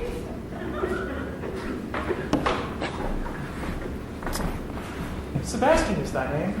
I like thee well, and will employ thee in some service presently. In what you please. I'll do what I can. I hope thou wilt. How now, you whoreson peasant? Where have you been these 2 days loitering? Why, sir, I carried Mr. Sylvia, the dog you made me. And what says she to my little jewel? He says your dog was a cur, and says curse thanks is good enough for such a present. But she received my dog? No, indeed, she did not. Here I have brought him back again. What, didst thou offer her this from me? Why, sir, the other score was stolen from me by the hangman boys in the marketplace. I gave her a dog of my own, to a dog as big as 10 of yours. Therefore the gift the greater. Go get thee hence and find my dog again, or ne'er return again into my sight. Away, I say. Stayest thou to vex me here? A slave that still an end turns me to shame. Sebastian, I have entertained thee, partly that I have need of such a youth that can with some discretion do my business. For 'tis no trusting to yon foolish lout, but chiefly for thy face and thy behavior, which, if my augury deceive me not, witness good bringing up, fortune, and truth. Therefore, know thou, for this I entertain thee. Go presently, and take this ring with thee. Deliver it to Madame Sylvia. She loved me well delivered it to me. It seems you loved her not to leave her token. Is she dead? Not so. I think she lives. Alas! Why dost thou cry, alas? I cannot choose but pity her. Wherefore shouldst thou pity her? Because methinks she did love you as well as you do love your lady Sylvia. She dreams of him that hath forgot her love, and you dote on her that cares not for your love. 'Tis a pity love should be so contrary, and thinking of it makes me cry, alas. Well, give her that ring, and therewithal this letter. That's her chamber. Tell my lady I claim the promise for her heavenly picture. Your message done, hie home into my chamber, where thou shalt find me sad and solitary.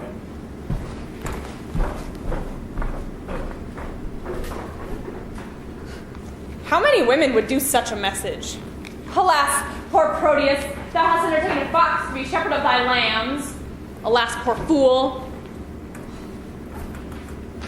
Why should I pity him that with his very heart despiseth me? Because he love her, he despiseth me. Because I love him, I pity him. This ring I gave to him when he parted from me, as a token to remember my goodwill. And now am I, unhappy messenger, to plead for that which I would not obtain, to carry that which I would have refused, to praise his faith where I would have dispraised.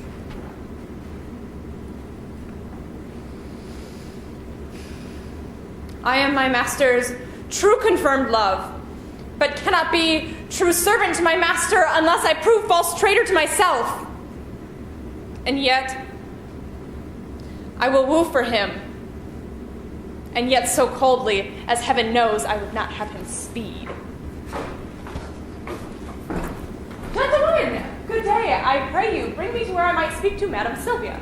And what would you with her, if that I be she? If you be she, I do entreat your patience to hear a message I am sent on. From whom? From my master, Sir Proteus, madam. He sends you for a picture. Aye, madam. Go. Give your master this, and tell him that one Julia, whom his changing thoughts forget, would better suit his chamber than this shadow. Madam, please you peruse this letter. Pardon me, madam. I have unadvisedly delivered you a letter I should not. This is the letter to your ladyship. Pray, let me look on that again. It may not be, madam. Pardon me. Hold. I will not look upon your master's words.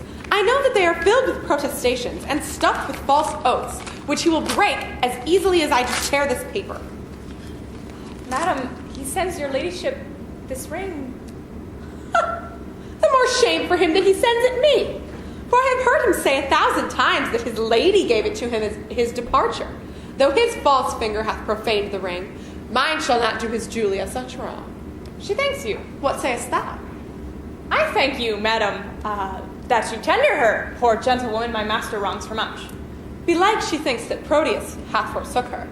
I think she doth, and that is her cause of sorrow. Is she not passing fair? She hath been fairer than she is, madam, when she did think my master loved her well. She, in my judgment, was as fair as you. But since she did neglect her looking glass and threw her sun-expelling masks away, the air hath starved the roses in her cheeks and pinched the lily tincture from her face, that now she becomes as black as I. How tall was she? About my stature. For at Pentecost, when all our pageants of delight were played, the youth got me to play a woman's part, and I was trimmed in Madame Julia's gown, which served me as fit by all men's judgment, as if the garment had been made for me. So I know she's about my height. And at that time, I did make her weep a good, madam. 'Twas a lamentable part, madam. 'Twas, Ariadne, passioning for Theseus' poetry and unjust flight, which I so lively acted with my tears that my poor mistress moved therewithal. Would I might be dead if I felt not her very sorrow. She is beholding to thee, gentle youth. I weep myself to think upon thy words. Poor lady, desolate and left. Go, youth, here is my purse. Take this for thy sweet mistress's sake, because thou lovest her. Good morrow. And she shall thank you for it if e'er you know her. Virtuous gentlewoman, mild, beautiful. I hope my master's suit will be but cold, since she respects my mistress's love so much. Alas, how love can trifle with itself. Here is her picture. Let me see. I think if I had such attire as this face of mine would be full as lovely as this of hers. And yet, I think the painter flattered her a little. Unless I flatter myself too much. Her hair is yellow and mine is perfect auburn. If that be all the difference of his love, I'll get me such a colored periwig. Her eyes are gray as glass, and so are mine. Aye, but her forehead's low and mine's as high. What be it that he respects in her that I cannot make respective in myself, if this fond love were not a blinded God? Come, shadow, come and take this shadow up, for 'tis thy rival. O thou senseless form, thou shalt be worshipped, kissed, loved, and adored. And were there sense in his idolatry, my substance would be statue in thy stead. I'll use thee kindly for thy mistress's sake, who used me so. Or else, by Jove, I vow I should have scratched out your unseen eyes to make my master out of love with thee.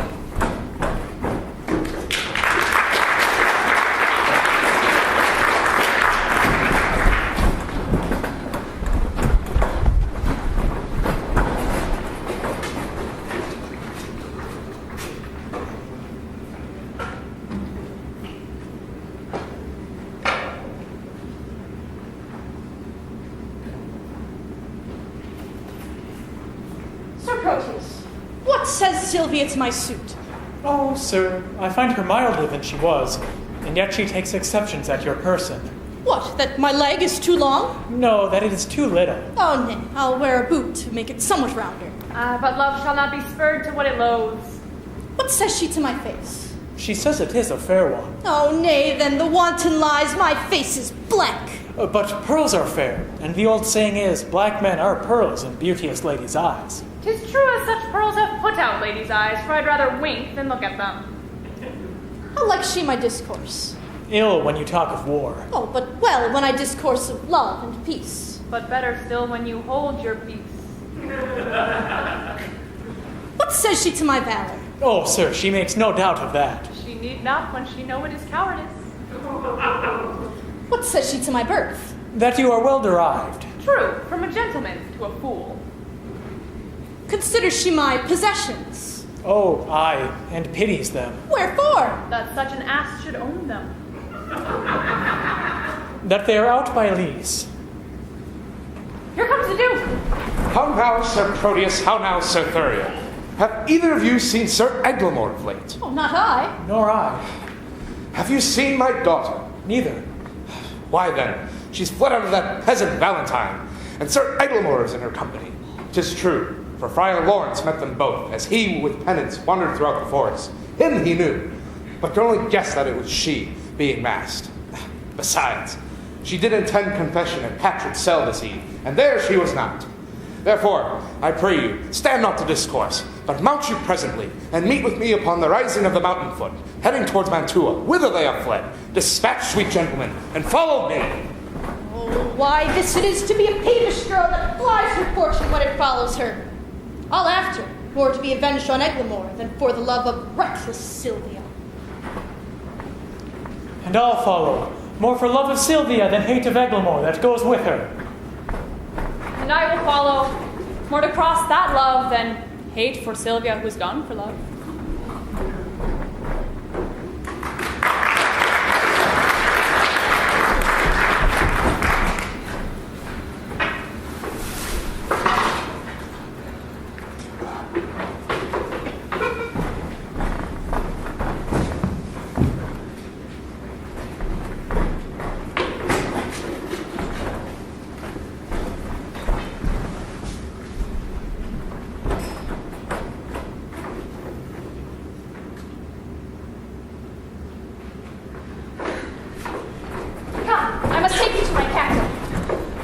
More mischances than this one have learned me how to brook this patiently. Come, take her away. Where was the gentleman that was with her? Being nimble-footed, he hath outrun us, but Moises and Valerius follow him. Go, take her to the west end of the wood. There we'll find our captain. We'll follow him that's fled. The thicket is beset, he cannot escape. Come, I must bring you to our captain's cave. Fear not, he bears an honorable mind and would not use a woman lawlessly. Oh, Valentine, this I endure for thee.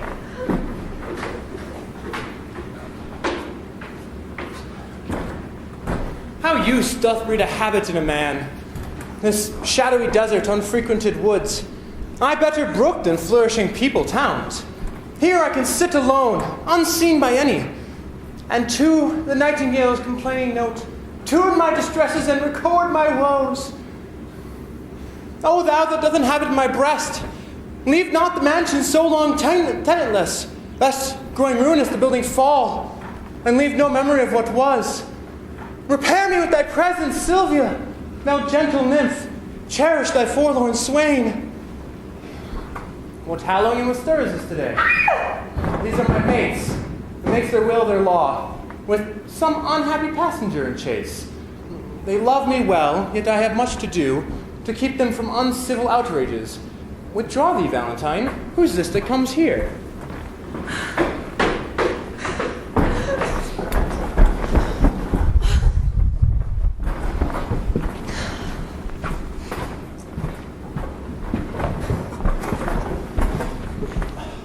Madam, this service I have done for you, though you respect not aught your servant doth, to hazard life and rescue you from him that would have forced your honor and your love.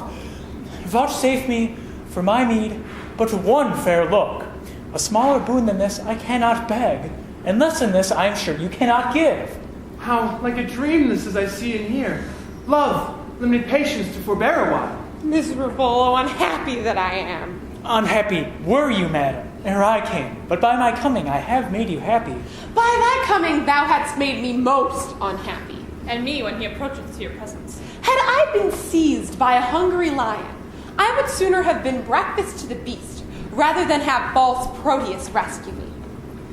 Heaven be the judge of how I love Valentine, whose life is as tender to me as my soul.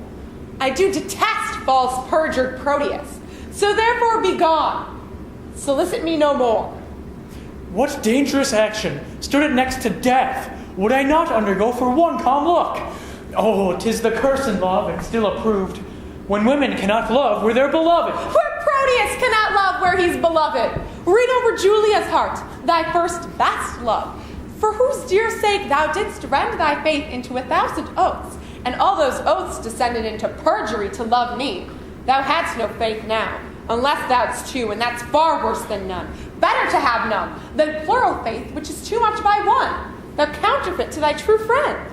In love, who respects friend? All men but Proteus! Nay, if the gentle spirit of moving words can no way change you to a milder form, I'll woo you like a soldier at arm's ends, and love you against the nature of love. Force ye! Heaven! I'll force thee on my desire. Ruffian! Let go that rude, uncivil touch, thou friend of an ill fashion! Valentine! Such a friend as now is without faith or love. Treacherous man! Thou hast beguiled my hopes. Not but mine own eye could have persuaded me. I dare say I have but one friend alive. Thou wouldst disprove me. I am sorry, Proteus, but I must never trust thee more. Account the world a stranger for thy sake. The private wound is deepest. O time most accursed! Amongst all foes that a friend should be the worst. My shame and guilt confounds me. Forgive me, Valentine.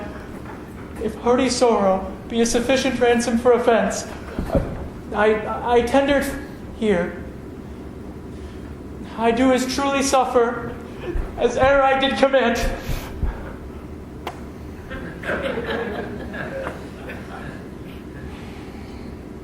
Then I am paid, and once again do receive the honest. Who by repentance is not satisfied, not of heaven nor of earth, for these are pleased.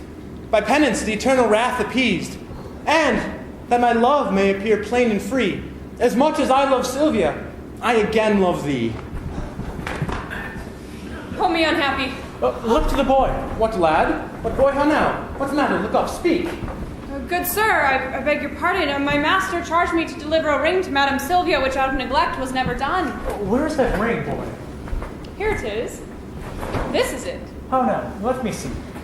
Why, this is the ring that I gave to Julia. Oh, cry you mercy, sir, I have mistook. This is the ring you sent to Sylvia. But how camest thou by this ring? At mine apart, I gave this unto Julia. And Julia herself did give it me.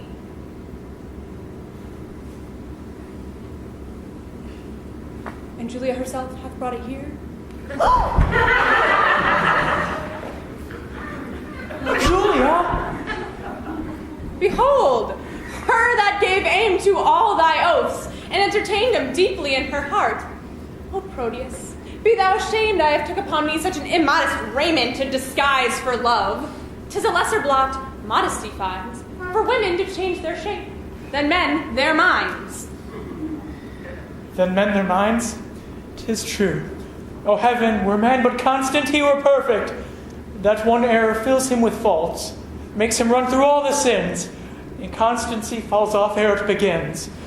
What is in Sylvia's face, but may I spy, more fresh in Julia's with a constant eye? Come, a hand from either. I will be blessed to make this happy close. 'Twere pity two such friends should be long foes. Bear witness, heaven, I have my wish forever. And I mine. Surprise, surprise, surprise! Forbear, I say, it is my lord the Duke. My lord, you're welcome to a man disgraced, banished Valentine.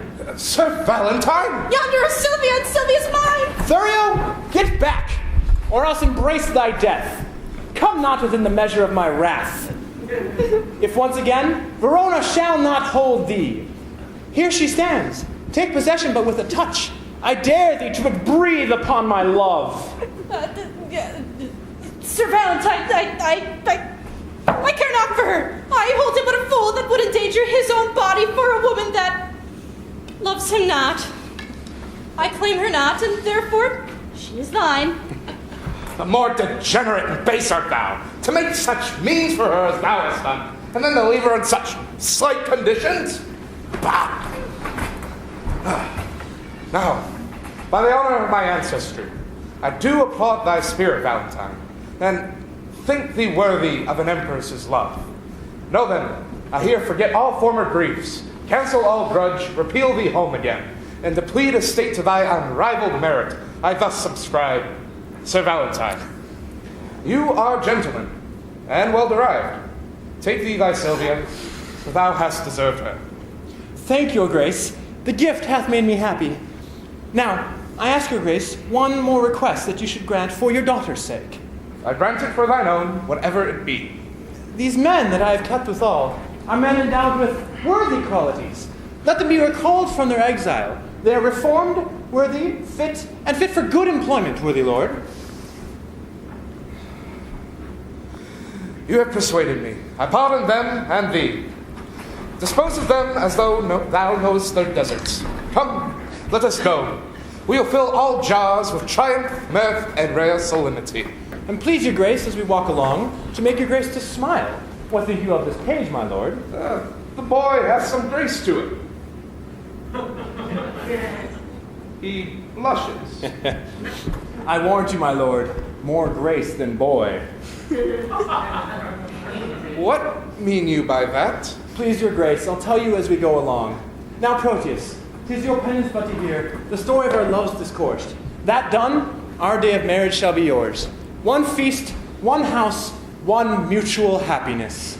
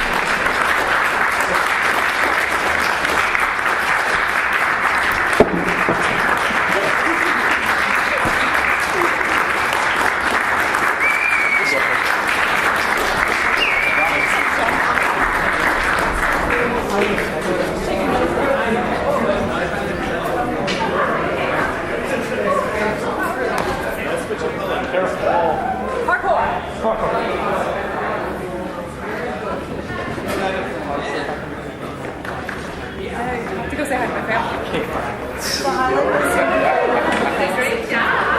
know. I guess there's still lights off.